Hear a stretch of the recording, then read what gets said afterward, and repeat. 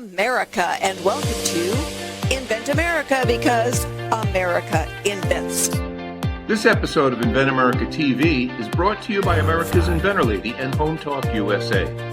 Home Talk is a proud member of the King's Broadcasting Network and has been bringing to you the best of America's home-based product innovation since 1998.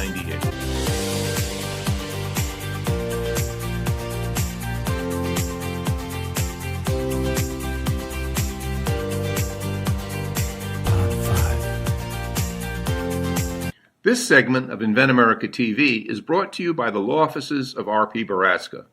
RPB law offices have been bringing corporate-level legal expertise to the independent inventor community for more than 20 years. For all your inventing legal needs, trust rpblawoffices.com. Welcome. That's right. This is the Cajun contractor Michael King, along with my sidekick, the inventor lady herself, Rita Crompton. This is the Invent America show because, like Rita says, America invents. We want to welcome all of you that's tuning in from Home Talk USA radio program. It's a continuation of Home Talk. But don't forget, on the third hour, we're going to have Rita and myself will be hosting the Made in America show also. So, hey, it goes from Home Talk to Invent America to Made in America. Highlight, we got America cornered. We cornered the America market, right, Rita? Absolutely. Everything from the do-it-yourself in the first hour to inventing it in the next hour and making it right here at home in the third hour. And I think it's just a wonderful flow of everything we've got. Along with inspiration. But Rita, let me ask you this now. What is, I love talking to you right now because each week you come up with a different topic, you know. So what's on your mind this week? What is the topic of conversation for all the inventors out there right now? Well, you know, as I go through the week, because, you know, there's a new show always coming up, and I'm talking to these inventors who call me and say, okay, tell me about this. And what, you know, inspires me then for my next topic is a conversation that I had with somebody out there who called me. And one of the things that kind of peaked this week was how people need help at different times. And everybody brings a skill set with them, whether they're inventing something because they were, you know, on a golf course, or inventing something because it was in their workplace, and, you know, or floating across the ocean like they did back in the 14 and 1500s. If you couldn't fix the boat, it sank. And so people get to a point where, you know, their inspiration needs a little help. Most of the time, the first help they need is, you know, a patent attorney, but different strokes for different folks. And they say, okay, help me now. Help me now. And for a lot of them, you know, it's going to be the prototype. Some it's going to be, you know, marketing. And so that's what always gets me going is, you know, when they say, help me now. Well, the thing is, you don't know which stage they come in at. Now, they should start from the beginning, right? That you know, we talked about the thought, the idea, putting it on a piece of paper, so on and so forth. But you never know which stage that they come in at, you know, or where they at in their stage. We don't know that till we lay it out because, you know, we both experience where a lot of inventors just put the cart instead of the horse, so to speak. You know what I mean? Oh, yeah. Yeah. Absolutely. And you're exactly right. You know, they'll come and say, you know, I've got an idea. What do I do? Or one of the guys says, you know, yeah, I've got several patents on this product and I have no idea what to do with it now. And so I had to tell him, it's like, you know, the ones that do the best have got a plan in motion before the patent ever issues. And so, you know, being able to advise them on next steps, give them access to different service providers, and be able to say, all right, let's see if we can move it this way. And got a really great product out there that should be changing people's lives. And it's kind of stalled in, you know, even with the licensee, they're not moving it. So, you know, different problems, different strokes for different folks. Yeah, you know, you have to do a lot of research before you take it to the next level because research and developing existing patents, you know, sometimes it's just going down to your local big box store and go to the shelf that is related to your technology, if they even have that. But it's good just to start and walk the aisles and see, because, you know, we talked about the story, but, you know, it's not necessarily trying to invent something that's new, which is great, but you can also have something that's already there and improve it. How many times you see Absolutely. that? Oh, Lordy. Yeah. You can add on to the technology. Absolutely. It's You know, the example I like is the one where, a flashlight is a light coming out of the end of the stick, yeah, and yeah, there are, 20 or 30 of them on a store shelf with different sizes and different things that are still patent pending. yeah, But holy cow, the guy that invented the one that wraps around a pole, so now yeah. you don't have to hold the flashlight in your mouth to use both hands. It's still a light coming out of the end of the stick, for That's right. goodness sakes. But now that's a game changer. That is an industry game changer. And, we see a lot of those where it's not brand new, Yeah, it's an improvement. And honestly, it is easier to get something that is an improvement on a store shelf or, selling in the marketplace because people already understand the problem. When you have to pay to teach a person that you solved a problem they didn't know they had, yeah, you got to spend a lot of money on marketing. yeah. Because in Well, the beginning, people did not know that an apple was something you play with instead of something that you eat. Apple paid a lot of money to teach you it's something you play with. yeah. And but we talked about this in the past. The most common story that I hear, and I know you hear, is when we ask, developers and entrepreneurs and people that vet these products, tell them the story, how it was developed, or what gave you the idea. And I want to say 75% of the stories. I just went down to the box store, store, and I was looking for this type of whatever, and I realized it don't exist. They don't even know what that is. Well, I need this to do this, and man, really, we hear this story all the time. Oh yeah. I knew an inventor in Denver. He was an elderly gentleman, but he had been inventing for years, retired engineer, and he and his son would go down to the Ace Hardware and they would stand around and watch the tools that got thrown into the wastebasket. And Yeah, they would take it home with them and then just design something new that worked better and didn't have the breakage. And so yeah. that was their inspiration, was looking and seeing what was being tossed out and what people were complaining about. Well, as technology really gets bad, um, no, I want to back that up. Not the technology getting bad. The materials for the technologies are really where it used to be something maybe made out of metal, it's made out of plastic, or cheapen the material, the invention itself by cheaping the quality of of assembling it. That's a common failure that I see all the time. Plastic, or it's Oh, just not the technology; it's the materials themselves. yeah, things used to be designed to last for decades, and now they're designed to fail Yeah, within a certain amount of time. And I see that a lot as well. So, as we're looking at then, improving on yeah, manufacturing, I know that one of the gentlemen that brought everything back to the States, it was because the failure rate was so high. yeah. And he needed to be able to, have a higher success rate on the product that he was selling. And so he brought everything back to America so he could stand there and watch it being made. Well, Rita, we got a great show planned, jam packed with all sorts of stories. I can't wait, but we just hope everybody stays with us, because they're gonna, we're really gonna educate them. We're gonna guide them. We're gonna advise them on their next home improvement project. All the new technologies, and sometimes this technology is not even available yet. There again, we don't know the stage that it's in, but that's what I love about the show. And but we have some great new sponsors, some great new affiliates coming in right now, and I know you're going to have Pavel's, Mark, and Kevin's all waiting in the green room, I call it, and but we're going to have a great time. So don't go nowhere. Right here, we're going to take a short break. Along with Rita Crompton, the Inventor Lady, I'm the Cajun contractor Michael King. This is the Invent America Show. Y'all come back now. You hear? Yeah. This segment of Invent America TV is brought to you by SearchQuest Patent Search. SearchQuest provides for a comprehensive patent search that searches the entire world and not just the U.S. Patent Office. Make sure that before you spend those big bucks having a patent written, you've done your due diligence by getting a comprehensive patent search.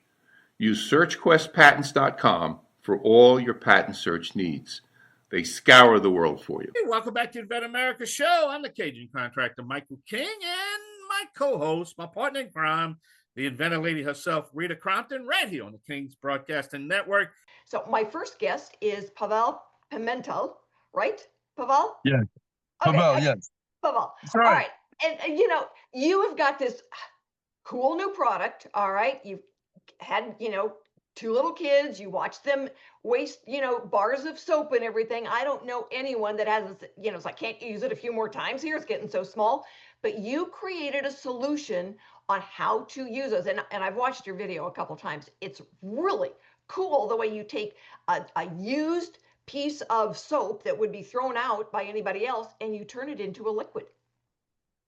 Yes, yes, I do. Well, I teach the people to do Well, with there my you go. There product. you go. All right. Yeah. So tell everybody what is it that you've got that and basically a verbal vision of what Right. you have invented. Well, to so many of the bar soap users that I've reached out to ever since I've gotten my product, the first batch of my product, and I go out to try to introduce it. So many, as soon as the person acknowledges they're a bar soap user, they also acknowledge the problem of when the bars get small. I've had people say, I got pieces in my shower right now. Yeah, I throw them out. I put them under the sink. So I've heard so many stories. So what the bottle does is just gives you a very simple solution of you could put the pieces of soap in the bottle, add water, and it just turns into a liquid soap that you could Yes. have on your sink and wash your hands. Women that wash certain undergarments. Um, I've noticed now with a R&D that I did on Zote soap that have some flakes because of somebody I met on LinkedIn that said they're like people that wash their baby's clothes and they want to wash them with like these pure soaps.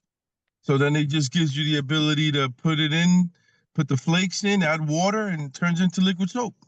Excellent. Simple. Well, the product is called Soap Boss, and the Yeah, website is soapboss.net. So if you yeah. want to go and be able to see the product and look at some videos on how it works, it is very cool. So, Pavel, when did you decide that you needed some help? What were your first phases that you went through where you said, you know what, I can't do this by myself? Um, when I noticed I'm not the marketing slash advertising slash influencing person. So, you just then start to then say, oh man, if I could get that help, where could it be, soon after, because people that have these thousands of followers and, I just feel that not only do we always need help, I brought it to a certain point, uh, and even with that, it was a little difficult, but now it's the help also of is there, angel investors or product developers or just somebody that has that thing that I don't have. I was able to invent it and get it to where I got it. And then you always need help.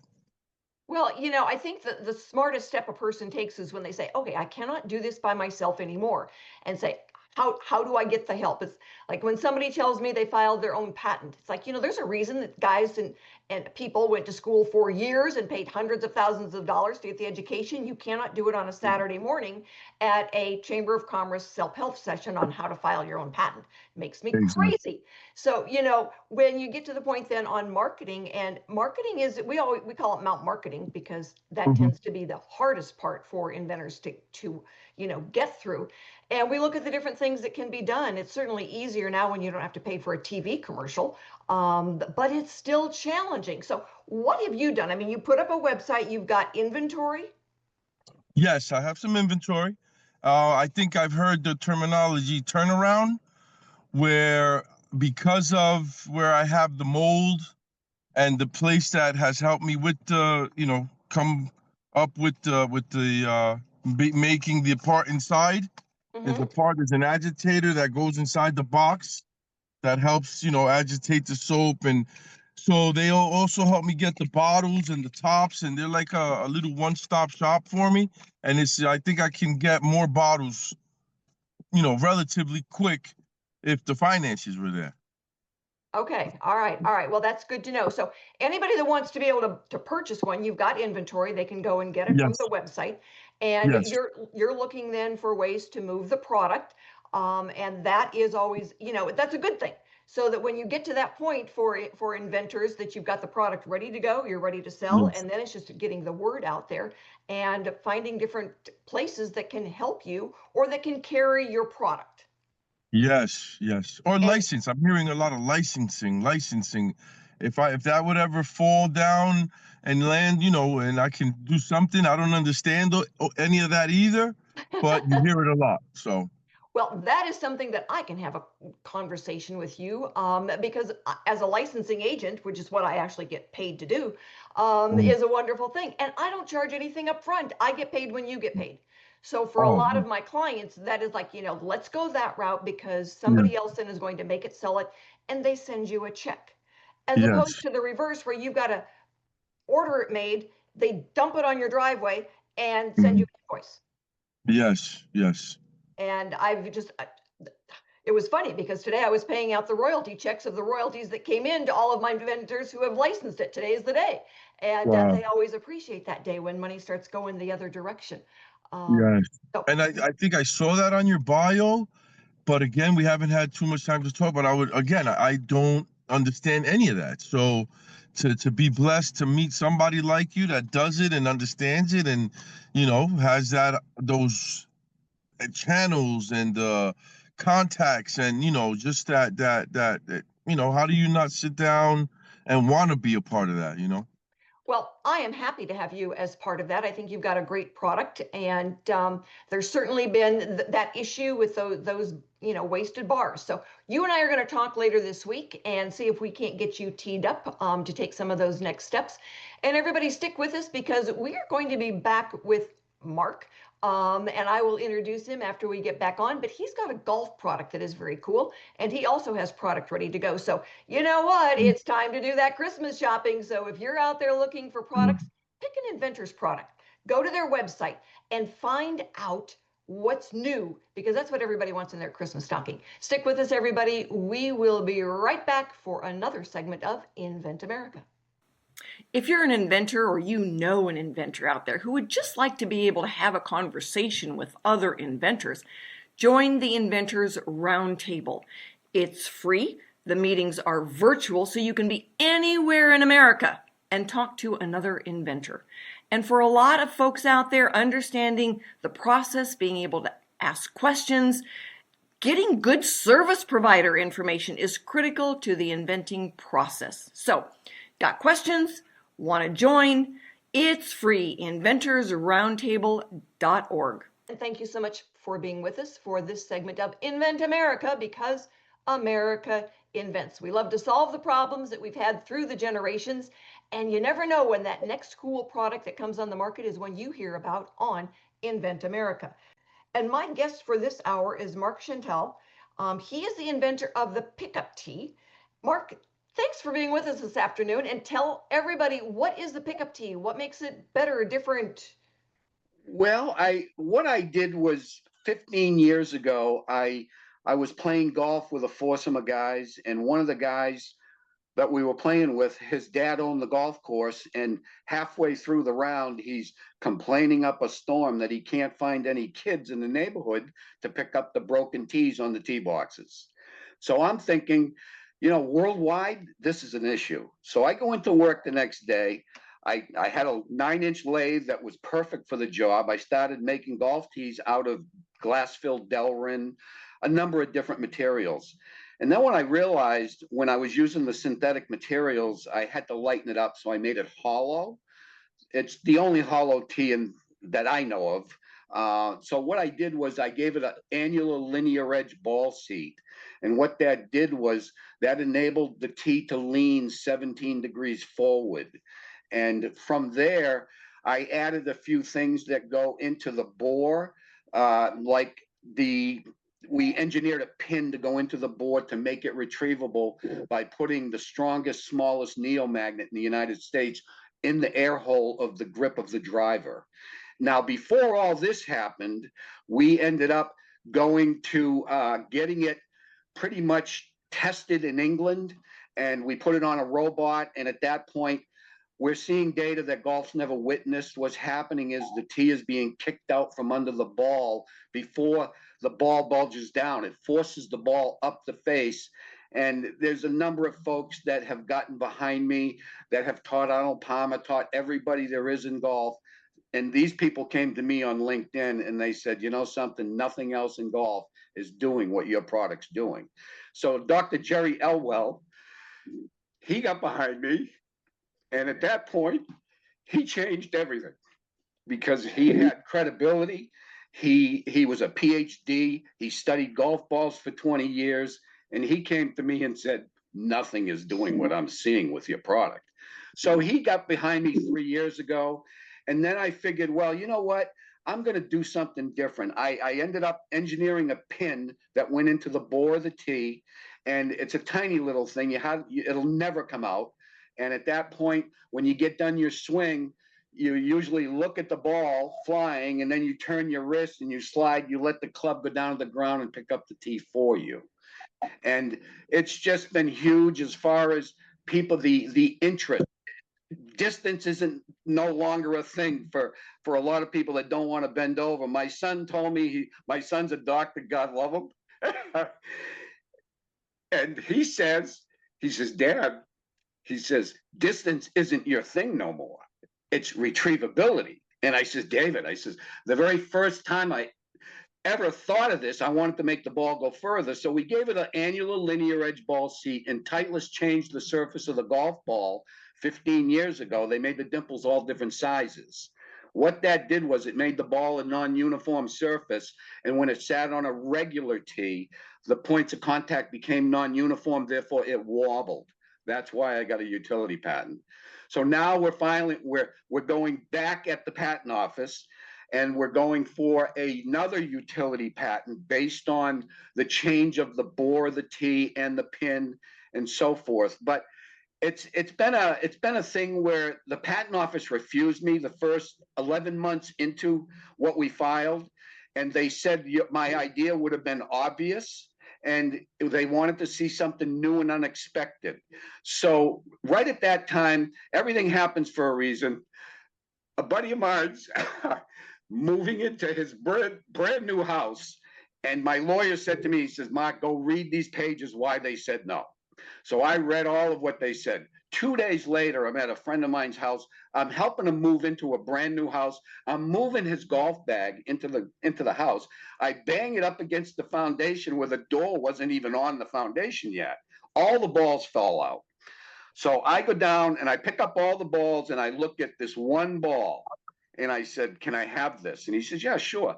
I walk into my attorney's office 2 days later and I tossed the ball to him. He read why the patent office said no.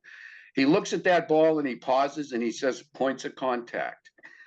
Our points of contact with any ball in golf become uniform in a circle. That enables to have the best points of contact to lean it forward.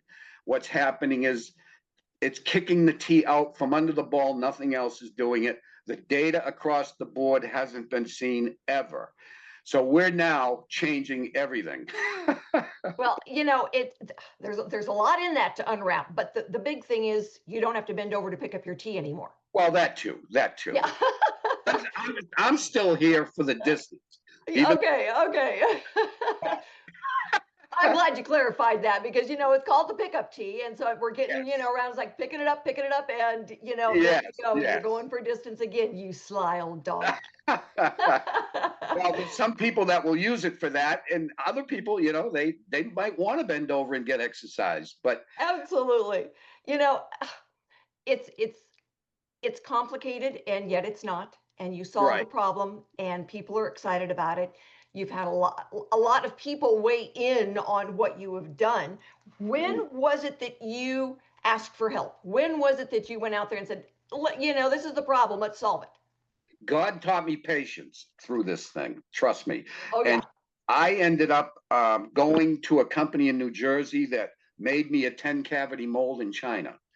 And at that point, after I got the prototypes back, we're looking at them, and they put the mold seam joint on the ball seat, which there's fray when there's flash, they call it, when pressure's in the plastic in the mold and it wants to come out wherever it can. They put the mold seam joint in the wrong place on the critical part of the product. So what ended up happening was 2 weeks later, that company in New Jersey send me a letter from their attorney saying they're filing Chapter 7. So now I'm out 5-7 grand, whatever it is. And at that point, I have to regroup. But what I did was, it taught me a lesson. I ended up building a 32 cavity mold that'll make 120,000 teas in 24 hours. Wow. Good for you. Good for you. All right. So what's next? Where are you going with this in 10 seconds or less? What's next? Well, next is, we're just literally, the Scottish team, the Euro team, and the US team are pretty close to endorsing my product. They all used it in Arizona 2 weeks ago. They all love it. Well, and the golf tee lasts a good 5 years. Wow. All right. So they're not buying a bag of these. So everybody, we're going to be right back with our industry expert. Mark, thanks so much. We will have you on again because you've got a great story to tell. But you let us know how we can help you and get the word out there about your product. Stick with us, everybody. We will be right back with our industry expert. Hi, this is a training pull-up for little boys, and it's a great product to use. It makes it easy for the parent and the child when learning how to potty train. The coolest part about the product is that you don't have to take the child's pants all the way down every time that they need to use the restroom.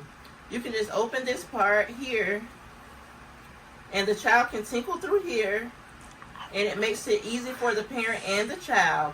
It's a great product, and I cannot wait until it hits the market. And thank you so much for being with us. Segment of Invent America. My industry expert for this segment is Kevin Cody. He's been working with inventors and new products and helping get them into the marketplace for a couple of decades. He is founder and CEO of FLI Products. Kevin, thanks so much for being with us. Great to be here. Thanks for having me. I appreciate it. So what do you do? How do you help inventors when they say, help me, help me? Well, first thing I would say is, do you have a strategy? An awful lot of people obviously come to market and they have great ideas and they have wishes and they have thoughts about how people may be able to use their products. But stepping back and making sure that you have a strategy on how you're going to get there, and all of the requirements of both retail and e-commerce marketing is super important to stand back and have that strategy in place, whether it's price, whether it's where you're going to sell it to, whether it's the product and packaging itself, or obviously how you're going to promote it. So all those things are critical. And I would say strategy, strategy, strategy. Well, I think, a lot of inventors, when they come to me and they'll say, all right, kind of what's next? I've got the proof of concept prototypes made. I'm ready to manufacture. And it's like, did you think about the packaging? It's like, wait, what? And so when, I'll say, well, go down an aisle at, your Home Depot, Target, wherever, and look at other types of products. And what is the packaging like? Is it, a clamshell? Is it, just a piece of cardboard wrapped around it so they can touch it and feel it? What is it? And understand that that's going to add costs now to your manufacturing because, you got to be able to put it in something that's got a name on it. And a lot of times they didn't even think about it. They didn't factor that into the pricing. And sometimes the packaging can actually cost more than the product. Yeah, it is true. And a large part of that, too, getting back to the strategy part, is what is the message that you want to communicate to the consumer that's buying your product, excuse me, whether it's an e-commerce direct to consumer or it is on the shelf at a major retailer. That package speaks volumes to who you are as a company and what the product does. And you have to be ready for that. Well, you do. And I know that, when we go to ASD Market Week, a lot of folks, they will get the most important market research when they're there talking to people walking by. And, face to face, hands on. And a lot of the times, the buyers who are representing thousands of consumers, as opposed to one consumer, gives you a much better idea. And, years ago, we were doing a focus group for a new product. And, the guys was like, what color should we make this? So we asked on a basically a worksheet, a form, what color do you think it should be? And it was, the grays, blacks, browns, anything that wouldn't show the dirt. Yeah. And then they had a table set up. And when people walked out, they were allowed to take a free one. And almost every single person walked out of the door picking up yellow. Well, they filled out their forms, they put black, brown, and gray. And when they walked out the door, they picked up yellow. Understanding how the consumer sees your product is critical to getting them to pick it up. If you can't get them to pick it up, you're not going to sell any. No, it's got to speak the message to exactly what you want them to know about it. Absolutely. And, it's funny because on the e-commerce, you can put it in a Ziploc bag because they've already paid for it. That is true, but that is true. But at the same time, how it delivers to the customer is really important, because it does tell the customer who you are and how you perceive your product to be a benefit to them. Yes. And the other thing too is a lot of times packaging will impact the cost of shipping. So, it's going to, influence what they think of you and the product. It will influence then the cost of shipping. So that will up the pennies or whatever to you. But it's always really then about, the difference between the e-commerce impact and a store shelf impact, because there's no shipping there, but you've got to get them to pick it up and get to the checkout counter. So it could be two different packagings. Absolutely. And you have to go to market with the expectation that you're probably developing two different packages, unless your strategy is to say, I'm just going to go direct to consumer and only have e-commerce. Then it's an easy decision. Yeah. And some people do that. They say, I'm only going to do e-commerce. Then they'll go after licensing and let the licensee decide, what's going on. You actually do both, correct? I do. And we advise our clients on both. But it's the strategy that goes into getting a product successfully to market, and the price points on that are just really critical. And so we want to thank you for being with us today for this segment of Invent America. And anybody out there, if you know an inventor, you are an inventor, and you've got questions, please have them get in touch, because we really enjoy being able to help inventors either license their product, get it to marketplace, put them in touch with people like Kevin. You know what? That's what America consumers are all about. And don't forget, it's coming up on Christmas time. Go out there and buy those inventor products for Christmas. Thanks everyone for joining us today. We will be back next week with more stories on getting products from mind to market. We will have new inventors and industry experts. So join us and have a wonderful week.